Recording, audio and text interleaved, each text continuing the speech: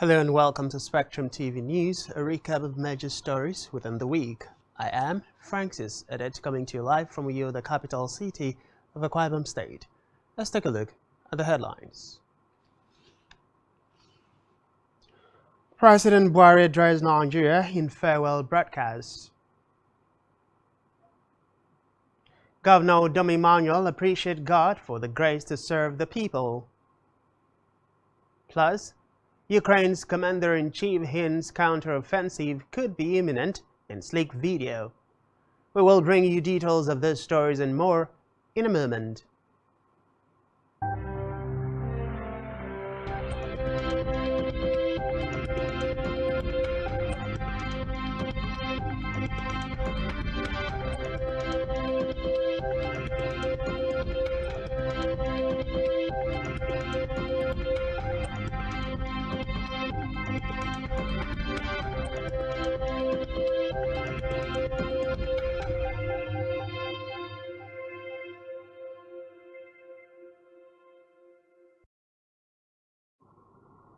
And thanks for joining us. We begin our recap news with Nigeria's President Muhammadu Buhari, who has saluted the doggedness and resilience of all the presidential candidates and their political parties for believing in the nation's judicial system by taking their grievances with the election results to court. Buhari spoke this morning in his farewell speech, thanked God and Nigerians for giving him their support. He noted that in the course of the campaigns, candidates had argued and disagreed on how to make Nigeria better, but never disagreed or had any doubt that Nigeria has to be better. The president called on all Nigerians to bring to bear the strength of our individualism, the power of our unity, the convictions of our beliefs to make Nigeria work better and together with one spirit and one purpose.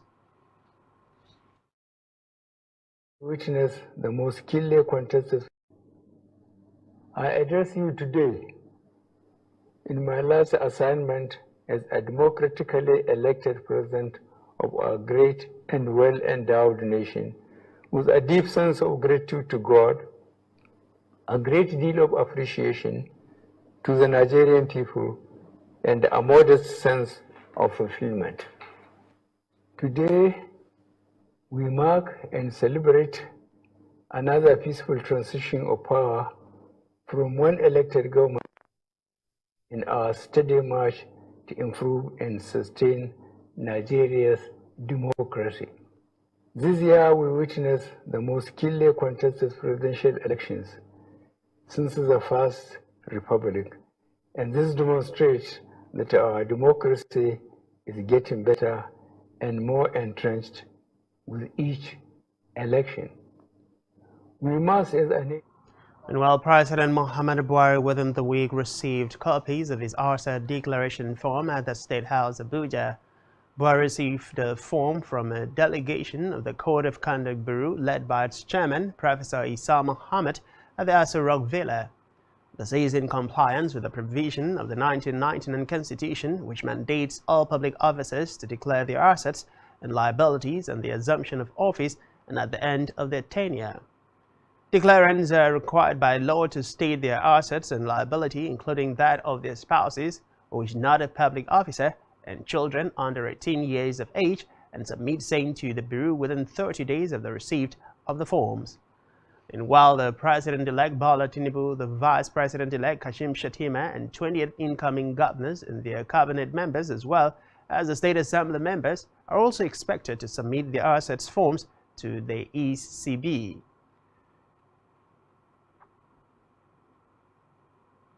In the meantime, President Muhammadu Buhari has insisted that he is leaving a legacy of a free and fair election in the country. Speaking at the launching of the biographies of the mother of Emir of Kano and Emir of Bichi, Maryam Ado Bayero, the president maintained that the election that led to the emergence of Bola Tinubu as the president-elect was free and fair.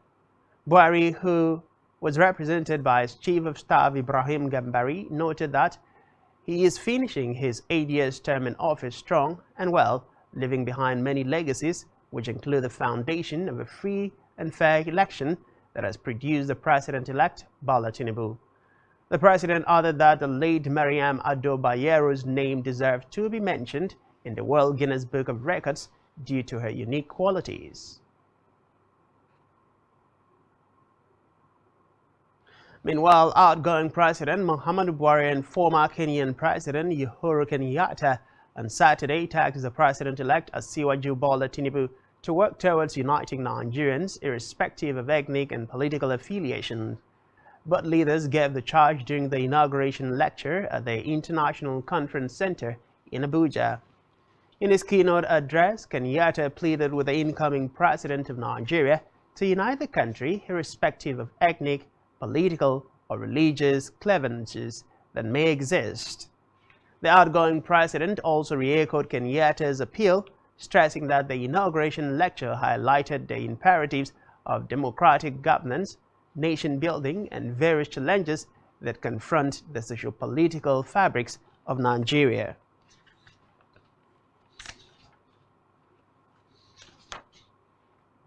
Away from that, the International Monetary Fund, IMF, has urged the incoming governor and President-elect Bola Tinubu to step up to increase the country's revenue base. The resident representative IMF Nigeria office, Eri Asen, said this during a virtual forum on the Nigerian debt situation, also advised the incoming government to drastically reduce dependence on debt to fund expenditures. According to Asen, to resolve the debt issues of Nigeria, Tinubu needs to concentrate on revenue and expenditure. He said that the debt situation had deteriorated because the federal government was spending more than it was actually getting in revenues.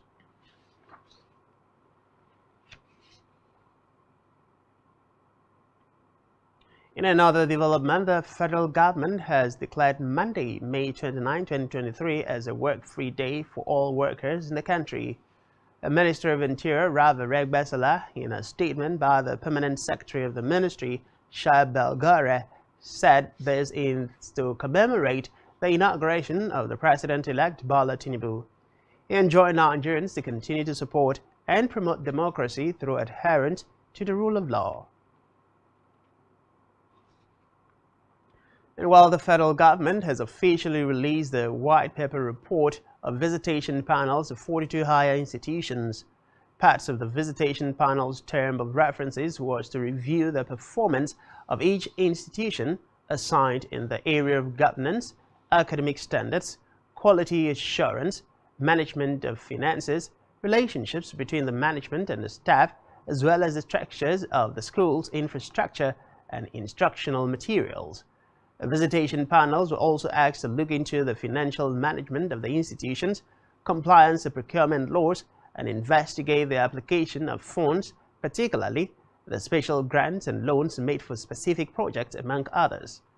Recall that the release of the white paper report was one of the demands laid down by the Academic Staff Union of Universities, ASU, during the union strike in 2022.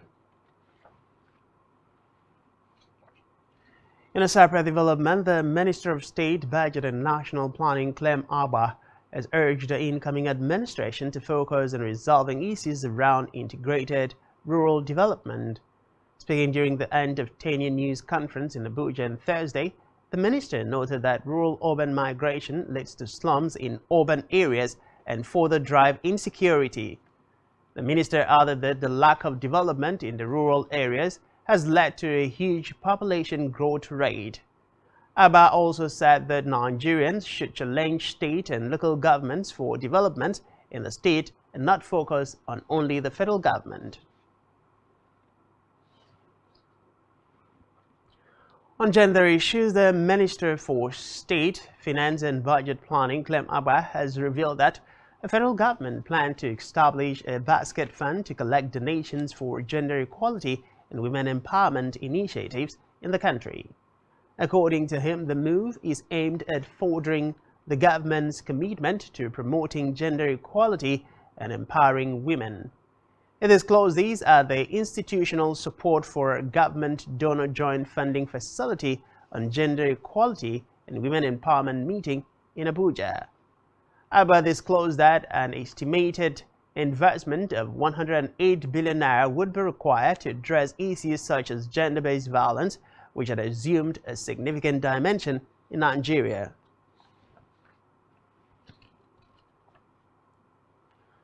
On Children's Day celebration, the First Lady Aisha Buhari has urged children to be patriotic by shying away from drug abuse.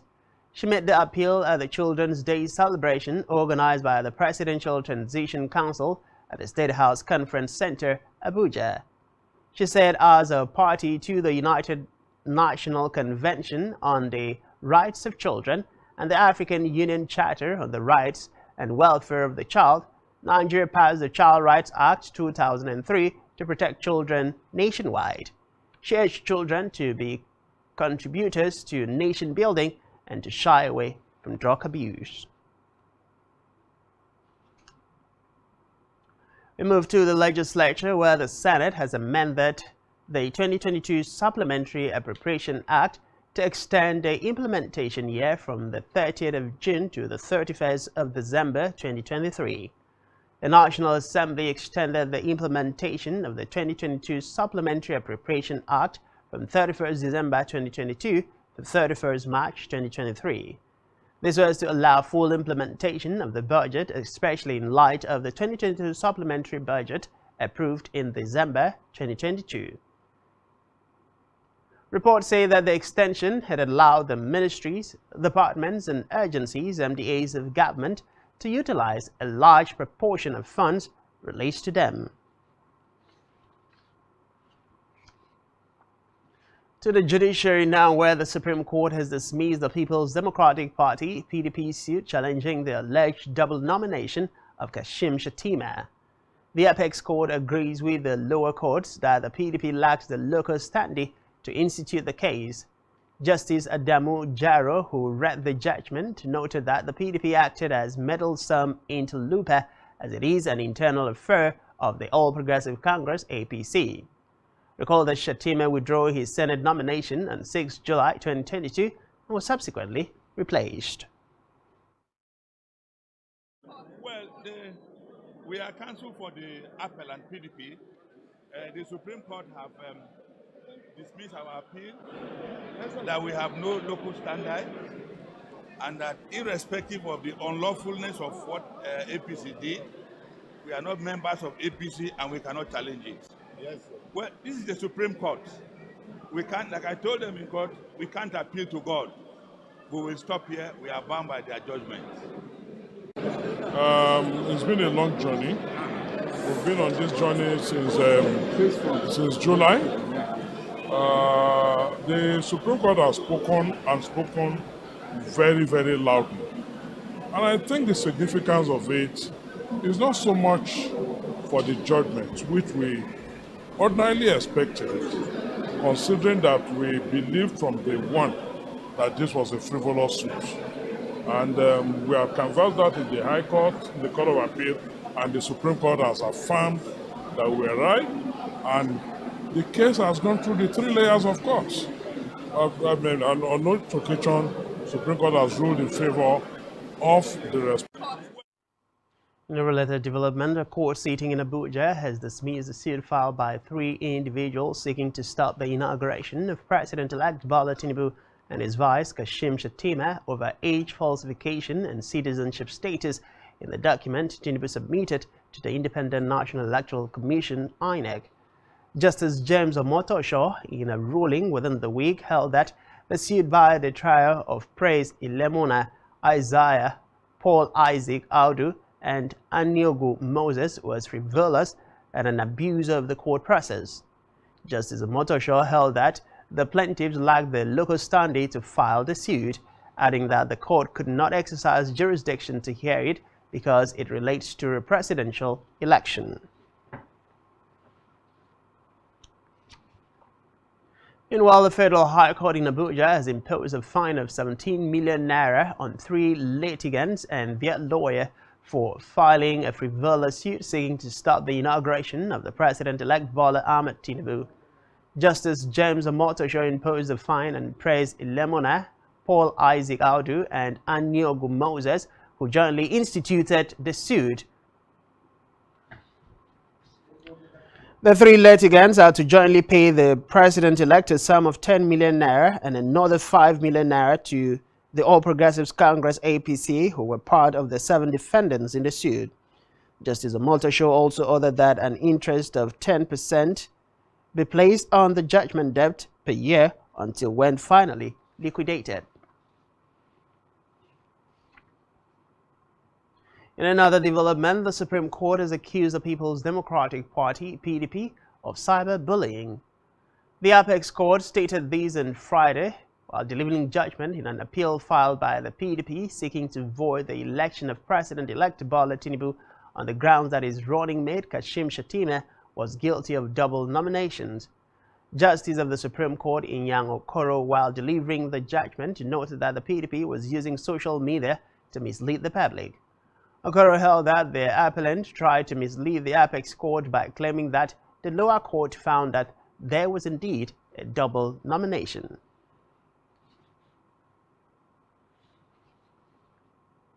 We move to education, where the Joint Admissions and Matriculation Board, JAM, has commissioned a 1,000 seating capacity mega computer-based test CBT center in Kaduna. The center, said to be the largest in West Africa, has 4 units each of 250 seaters with the capacity to conduct the Unified Tertiary Matriculation Examination for 4,000 candidates per day. While inaugurating the 1.19 billion naira CBT center, the Kaduna State Governor Nasir El-Rufai and the Minister of Education Adamu Adamu held the JAM Registrar Ishago Loyede for his prudent management of resources. According to them, the JAMBers has proven that Nigeria will progress if public institutions are manned by upright, honest, and dedicated public servants. This institution has great potential to contribute to the treasury of Nigeria, providing it is managed by an upright, honest, and dedicated public servant. May God bless you. It is the prudent management of resources that opens the means for the board to conceive the project and finance it to its completion. Has 250 holding room and it has a server room. In addition to that, it has a biometric center that can process 10 candidates simultaneously. What that means is that 40 candidates can be processed, can be registered at once. You can imagine if we have enough CBT center, we just hold the exam one session.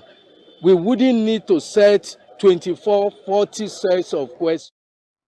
On security, the Nigerian police have deployed personnel to protect the presidential villa, provide security and at around the Eagle Square in Abuja, and man all Nigerian borders, seaports and airports ahead of the May 29 inauguration of the President-elect Bola Tinubu. The Force Public Relations Officer Olumuyiwa Adejobi disclosed this in a statement, saying operatives would equally be deployed to man the entry and exit point of the capital city and other critical government installations. Adejobi said personnel for the inauguration were drawn from special forces, which includes the Police Mobile Force, Counter-Terrorism Unit, Special Protection Unit, Anti-Bomb Squad, FIB Intelligence Response Team, and the Special Tactical Squad, among others. Also deployed by the police are helicopters and drones for aerial surveillance in Abuja and its environs, as well as water cannons and armored personnel carriers. Back here, Akwa Ibom State Governor Udom Emmanuel has inaugurated a tomato paste factory located at the Dakada Cottage Industries in Itu local government area. Governor Emmanuel, who inaugurated the factory, charged the people of the state to take advantage of the facility to improve their lives.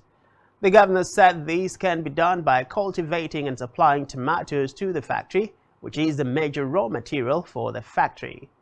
Governor Emmanuel, who decried the continuous vandalization of government properties, again called on the people to protect government projects located in their areas. Earlier, while giving an overview of the project, the State Commissioner for Trade and Investment, Camille Zumo, said the tomato factory is the 8th factory so far established in the industrial cluster, which are all functioning. The commissioner said the project will create direct and indirect employment for more than 1,000 outgrower farmers. Government House correspondent Genoa reports that the factory will produce only organic tomato paste, puree ketchup, tomato juice, and sauces.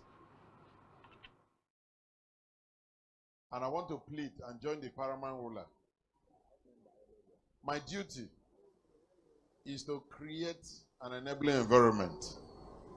It is your duty as the youths, as the women, to make use of what we've created, to make wealth for yourself.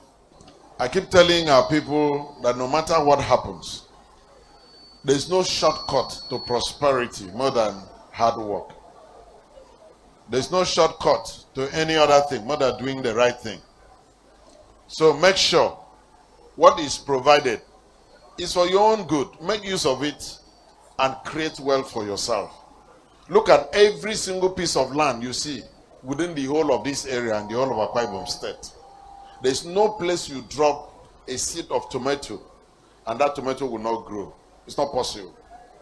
Except that you don't even need fertilizer for things to grow here. Or is it pepper? Please, let us provide enough feeder for this factory. If we do that, the factory will run well and will sustain. It is for government to open up something like this. We are opening it for the sake and for the benefit of all our Akwa Ibomites. But if everybody just waits, everybody every time is applying to government, I want to be a civil servant. Actually, what you make out of a place like this in 1 month, the salary will pay you in civil service for 6 months. Cannot match it. And I want to... Meanwhile, Governor Domi Manuel has appreciated God for the grace to serve the people. He particularly thanked his wife, Dr. Martha Domi Manuel, and members of the State Executive Council for their support in leading the state during the last 8 years. Speaking during a valedictory dinner organized in his honor at the Ibom Icon Hotels and Golf Resort, Uyo, the governor equally thanked his predecessors for laying a foundation which he built on, and also appreciated the People's Democratic Party, PDP, for giving him the platform to serve Akwa Ibom people. The chief executive, however, thanked friends of the state, the youths who assisted in maintaining peace in the state, and the entire support from the people, including the fathers of faith and elders who contributed their quota towards the success story recorded in the state in the last 8 years. In an opening remark, chairman of the occasion, Dr. Bukola Saraki, who acknowledged the support base of the governor's wife, Dr. Martha Domi Manuel, extolled the leadership qualities of Governor Emmanuel, noting that he has left indelible imprints of development in the sands of time in the state, an example of leaders Nigeria desires, praying that his achievements be sustained by successive leadership. In a goodwill message, Governor of Oyo State, Seyi Makinde, commended Governor Domi Manuel for his sectoral development, which has given the state a first lift, including completion of its projects and that of its predecessors. On his part, the former governor of Akwa Ibom State, Architect Obong Victor Otta, commended Governor Domi Manuel for following the master plan of the state and putting into realization all the vision he, Otta, had for the state, thereby making Akwa Ibom an emerging beautiful city in West Africa. Government House correspondent Jen Uwa reports that high point of the event, which also featured goodwill messages from former governors of Benue State, Senator Gabriel Suswam, and Paramount Ruler Viket E.C. Diabia, was the cutting of the cake by the governor and his wife.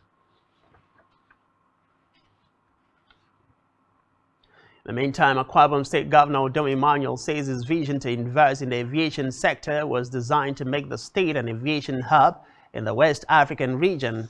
Governor Emmanuel stated these at the inauguration of the newly constructed International Terminal Building, Maintenance, Repairs and Overhaul Facility, as well as the taxiway at the Victor Otta International Airport, Uyo, Akwa Ibom State. Governor Emmanuel, who initiated and completed the terminal building, described the facility as an intelligent and smartest airport terminal building in this part of the world. The governor maintained that the facility will provide seamless aviation services to air travelers in the country. Earlier in his goodwill message, the former governor of Akwa Ibom State, Obong Victor Otta, who initiated the airport development project during his tenure as governor, thanked Governor Domi Manuel for carrying on with the vision and project while inaugurating the maintenance, repairs and overall facility and the taxiway at the airport. Former Senate President Dr. Bukola Saraki said the investments would create jobs for the people and generate revenue to the state.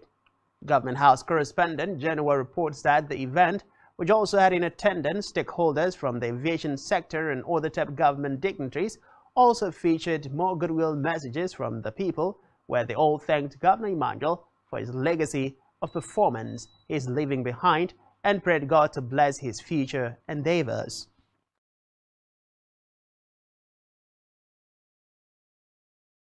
Akwa Ibom State Governor Udom Emmanuel says his vision to invest in the aviation sector was designed to make the state an aviation hub in the West African region. Governor Emmanuel stated this at the inauguration of the newly constructed International Terminal Building, maintenance, repairs and overhaul facility, as well as a taxiway at the Victor Ota International Airport to Uyo. The governor, who initiated and completed the terminal building, described the facility as an intelligent and smartest airport terminal building in this part of the world. He maintained that the facility will provide seamless aviation services to air travelers in the country. But for this building, the contractor and the consultant said so, that you build it with the airline in mind. This is part of our total approach to aviation development, that as you come in, a lot of you have known that we have already made deposits and we're in the process of getting deliveries of 10 A220-300 series of Airbuses that will run regional flights, run international routes, and some of the partnerships and collaborations we have with other foreign airlines. And you can only do that successfully if you have this kind of building.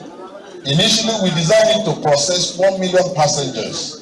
But when they came and said that, look, there are a few additions they made, we can process 1.5 million passengers through this airport in 12 hours of work daily. And if Ibom Air now starts night flights to different regions, that will actually take more. MRO, everything you need is buried inside the ground. They can't run things on the surface. It's highly regulated kind of engineering room that you're seeing there. But as the consultant said, it's a world-class facility. There's no aircraft maintenance company that will not be interested in this facility. Earlier in his goodwill message, the former governor of Akwa Ibom State, Obon Victor Ota, who initiated the airport development project during his tenure as governor, thanked Governor Emmanuel for carrying on with the vision and project. The MRO, as conceived, is supposed to be a big money earner for Akwa Ibom State. And I was pained when it was abandoned. Governor Udom Emmanuel, I thank you for resuscitating and completing that. It is the only one in West Africa. We have a similar one in Ethiopia. We have one in South Africa. And this was conceived to serve the western region of Africa, or the western region of Africa. And it was a pity and a shame that we could not proceed with it to make it what it was. But you have done so. I thank you, Governor Emmanuel. While inaugurating the maintenance, repairs and overhaul facility and the taxiway at the airport, former Senate President Dr. Bukola Saraki said the investment will create jobs for the people and generate revenue to the state. He therefore called on the federal government to support the project. This is a project that has been talked about, long-term, short-term, talked about the youth, job creation, talked about sustainability, prosperity. That is when you know a leader who is thinking not only for today and for tomorrow.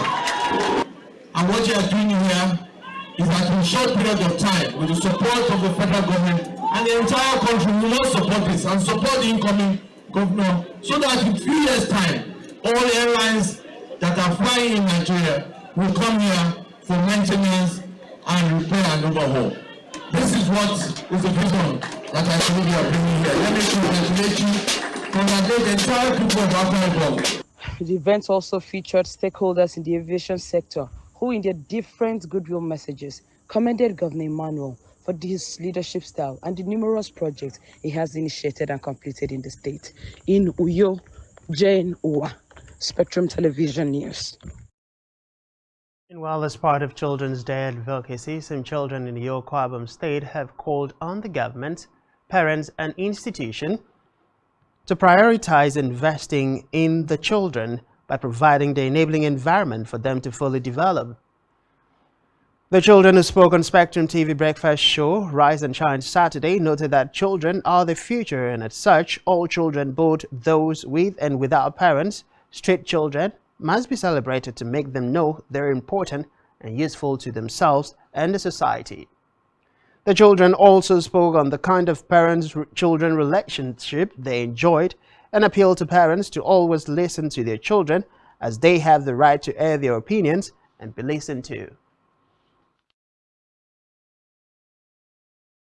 Well, the government should be working on a way, or at least should be able to by now provide a way to make freedom of speech possible for all children, because that's one of our rights as a child and as an individual. So the government should be able to create a way to make us able to express our thoughts, opinions, and feelings on the air, for people to know about what we are thinking and what's going on.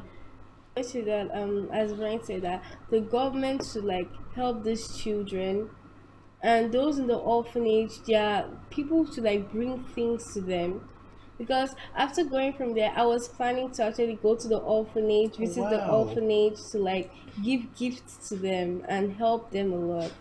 So government should take care of these children, provide shelter, food, and clothing for them, and people should show them, yes, they are the future and they are useful. They are very useful in the society. And still to come in the news, man, NECA wants CBN to expect higher prices of a rate hike. Do stay with us.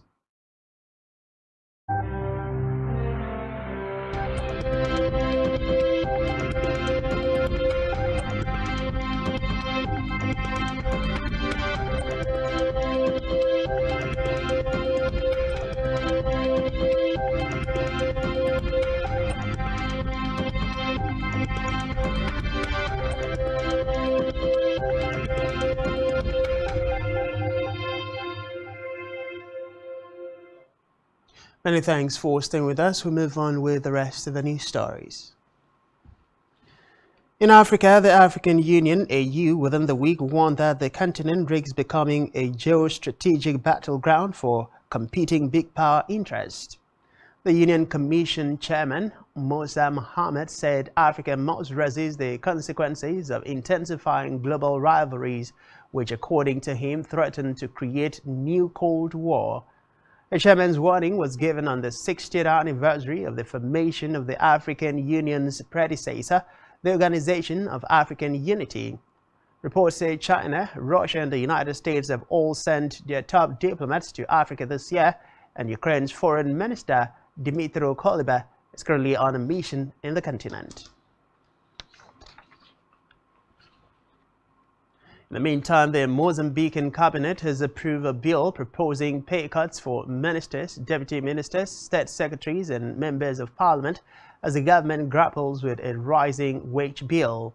Finance and Economy Minister Max Tonela said the proposal was also seeking to address concerns over provincial assemblies members' salaries, which he said contradicted the principles of fair pay. Tonela said some of their salaries were significantly higher than those paid to other executives and specialized professionals. The move comes nearly 2 weeks after the International Monetary Fund, IMF, highlighted the need for the government to reduce public wage expenditure. Meanwhile, the Ugandan parliament has passed a bill that increases paternity leave for 4 to 7 days to enable male working employees to help their spouses. The chairperson of Parliament's Gender Committee, Flavia Kabahenda, said Uganda inherited the leave from neighboring Kenya, which accords male working employees 2 weeks for paternity leave. The Parliament, however, rejected a proposal to provide additional leave days for the current 60 days to 90 days for female employees who give birth to more than one child at the same time. Reports say the bill has been forwarded to President Yoweri Museveni for approval. Meanwhile, Senegal's government's website came back online after a cyber attack paralyzed the network on Friday. The attack was claimed by a group with alleged links to hacker group Anonymous. The attackers expressed their solidarity with Senegalese citizens and their right to freely choose their president. Recall that on Friday, opposition figure Ousmane Sonko started his return trip to the capital, Dakar, in a so-called caravan of freedom. Away from that, nearly 5 years after he was arrested at a South African airport, Mozambique's former finance minister has lost a last-ditch court appeal and faces extradition to the United States over a $2 billion corruption scandal related to loans to Mozambican state-owned companies. U.S. prosecutors allege that Manuel Chang, Mozambique's finance minister from 2005 to 2015, was involved in a scheme that ultimately defrauded American and international investors. Chang is accused of receiving about $17 million in bribes in the hidden debt scandal. He was indicted in the Eastern District Court of New York in 2018. Reports say Chang has been held in jail in South Africa since December 2018, when South African police arrested him at the OR Tambo International Airport in Johannesburg at the request of U.S. authorities before he took a flight to Dubai.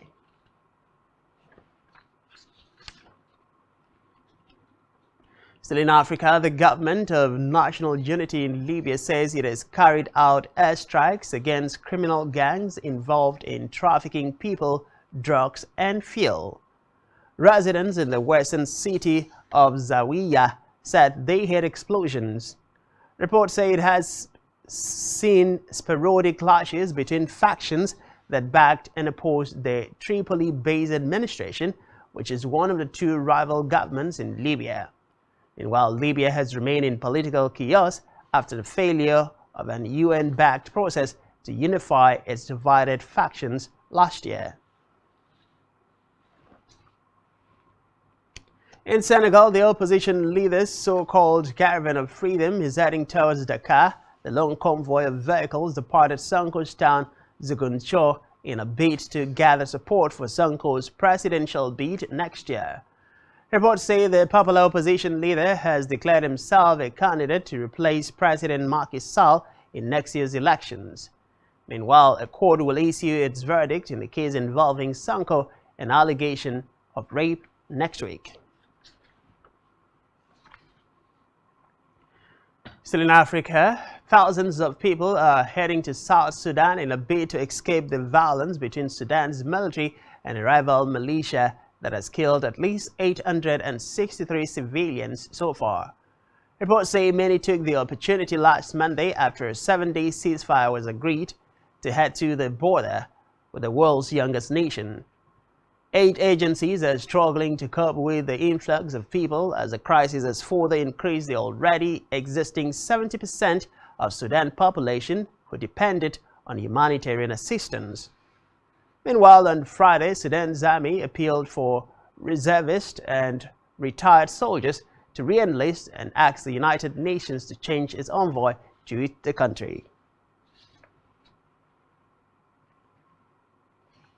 On the foreign scene, Washington announced on Thursday a series of economic sanctions targeting the head of the Russian paramilitary group Wagner in Mali, Ivan Maxlov, whom it accuses of seeking to obtain military equipment there for use in the Ukrainian conflict. The Under-Secretary of the Treasury in charge of terrorism and financial intelligence, Brian Nelson, said the sanctions against the most important person in charge of the Wagner Group in Mali aim to put an end to essential operations of support for the world activity of the group.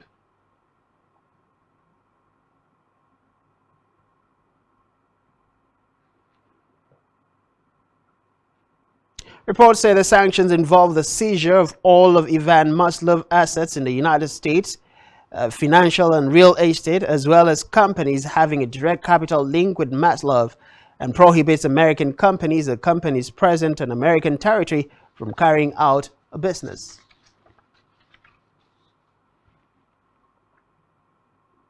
Away from that, Turkey's long-term leader Recep Tayyip Erdogan is going up against opposition candidate Kemal Kılıçdaroğlu in today's runoff presidential election. The build-up to the first round suggested a narrow race, with Erdogan facing unprecedented pressure after 20 years in power. Turkey holds election every 5 years, and presidential candidates can be nominated by parties that have passed the 5% voter threshold in the last parliamentary election, or those who have gathered at least 100,000 signatures supporting their nomination. Meanwhile, the commander-in-chief of Ukraine's armed forces intensified speculations that a long-awaited counter-offensive by Kyiv against Russia's occupying forces could be imminent. In a minute-long video, Ukrainian troops were seen marching, training and preparing for battle. The video came online following weeks of speculations regarding when Ukraine would start its counter-offensive. Still on the foreign scene, Al-Shabaab fighters launched a deadly attack on an African Union military base in Somalia on Friday, with both sides reportedly suffering heavy casualties. The African Union Transition Mission in Somalia, ATMIS, said in a statement the militant fighters attacked a forward operating base in Bwalo Maria, about 120 kilometers southwest of Mogadishu. The Islamist fighters used vehicles, borne improvised explosive devices, and suicide bombers. According to the African Union, reports say soldiers from the Ugandan People's Democratic Army are stationed at the forward operating base as a peacekeeping force. On the business news, Neuralink, a tech startup co-founded by Elon Musk, has received approval from the United States Food and Drug Administration to test its brain implant on human beings. This was announced in a statement shared via the company's official Twitter page, who tweeted they have received the FDA's approval to launch its first in-human clinical study. Reports say the implants are meant to allow humans to interface directly with computers, and Musk had earlier touted the product as a possible solution for persons living with disabilities, as it could help restore vision and movement. Recall that he made headlines late last year after stating that he trusted the device enough to implant them in his children. Away from that, the federal government within the week ordered the Enugu Electricity Distribution Company to immediately disconnect all 33 kilovolt and 11 kilovolt transformers that it installed in 13 locations without complying with stipulated statutory inspections. The order was contained in an enforcement notice issued by the Nigerian Electricity Management Services Agency, which stated that the directive was in accordance with the provisions of the NEMSA Act 2015. It explained that the notice, which was issued to the management of EEDC, was due to the DISCO's incessant and flagrant disregard for technical standards, stressing that it was in contravention of the NEMSA Act 2015 and the Nigerian Electricity Supply and Installation Standards Regulation 2015. Meanwhile, the Manufacturers Association of Nigeria (MAN) and the Nigeria Employers Consultative Association (NECA) have said the recent increase of the monetary policy rate by the Central Bank of Nigeria (CBN) will compound the imminent recession in the manufacturing sector and negatively impact its operations in many ways. MAN, in a statement on Thursday, said the MPR hike would also increase the cost of borrowing, which would further discourage investment in the sector, noting that these will lead to a high cost of production, which will lead to higher commodity prices and inventory of unsold manufactured products. Meanwhile, NECA has urged the government, especially the Monetary Policy Authority, to tackle inflation by addressing the issue of imported inflation. On trap funds, the chairman board of Nigerian Aviation Handling Company PLC, Dr. Sende Fadeni, has called on the federal government to release funds belonging to foreign airlines trapped in the vault of the Central Bank of Nigeria (CBN). Dr. Fadeni, who was addressing the 42nd annual general meeting of the company in Lagos on Friday, said it was just fair that those who had worked hard for their money should be allowed access to the money worked for. According to him, the federal government should speedily resolve the issue of funds belonging to the airlines and release same to the operators who earned such funds. And still to come in the news, Flying Eagles failed to break 40-year Brazil curse. To stay with us.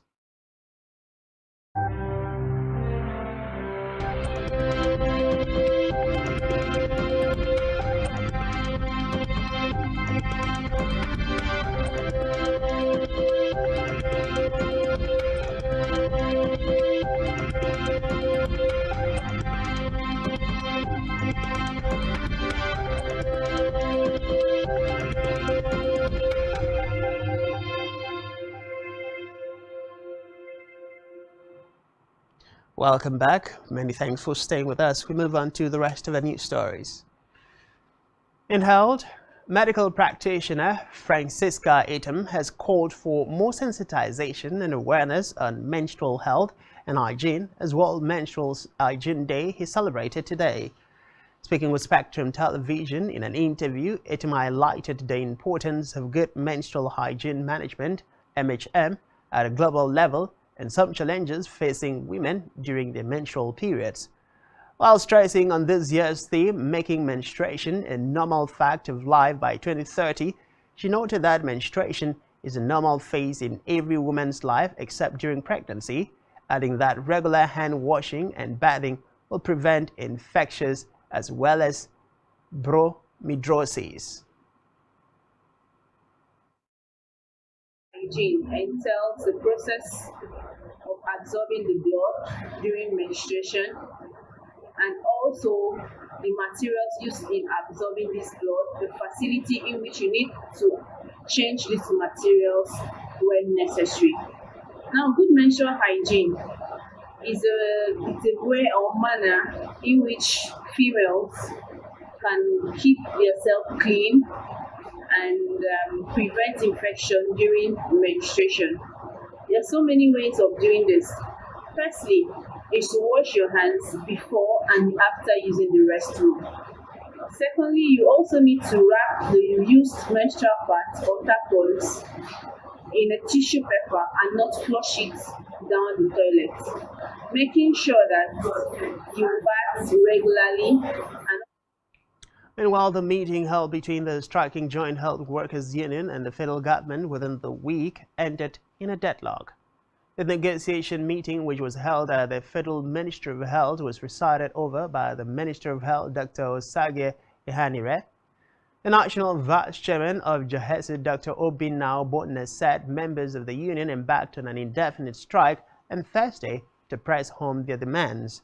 The health workers are demanding the immediate approval and implementation of the Technical Committee report on consolidated health salary structure, adjustment by federal government, among others.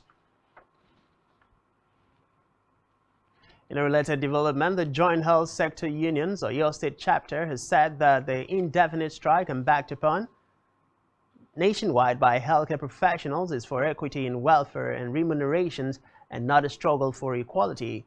One of the executives of the joint unions in Oyo State and chairman of Nigeria Union of Allied Health Professionals, Olodayo Olabampe, stated this in an interview with newsmen in Ibadan on Friday.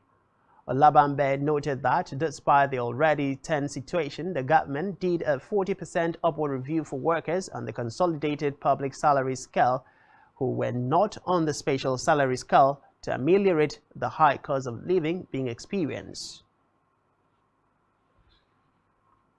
We move to sports, where the Flying Eagles were beaten 2-0 by Brazil in their last group game of the ongoing FIFA Under-20 World Cup on Saturday, but still reached the round of 16 of the tournament as the best third-place team in the group stages with 6 points and will face either host Argentina or USA for a place in the quarterfinals. Nigeria needed at least a draw against the Brazilians to seal top spot in Group D, but they found themselves behind in the first half, no thanks to Hendrik Redruso and Nerahinho's goals. Reports say Italy also beat Dominican Republic 3-0 in the other final group game to seal their place in the next round. Meanwhile, Dortmund has again failed to secure their first league victory since 2012 after Bayern Munich snatched the Bundesliga on the final day. Dortmund, who entered the final day 2 points clear at the top, were denied being crowned champions of their first league victory in 11 years and had to settle for a 2-2 draw against Mainz. Meanwhile, their major rival Bayern Munich secured their 11th consecutive league win with an 89-minute victory against FC Köln.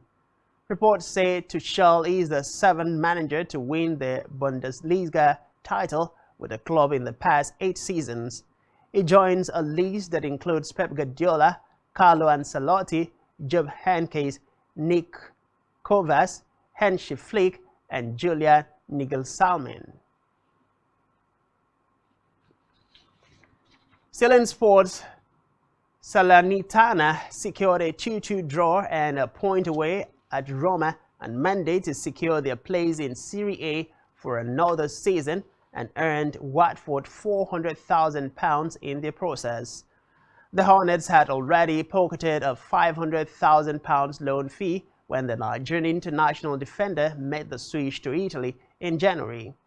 Reports say the remaining money was only payable if Gararanta avoided relegation. They were sitting just above the drop zone when Trozekong arrived and had very recently been troused 8-2 by Atlanta.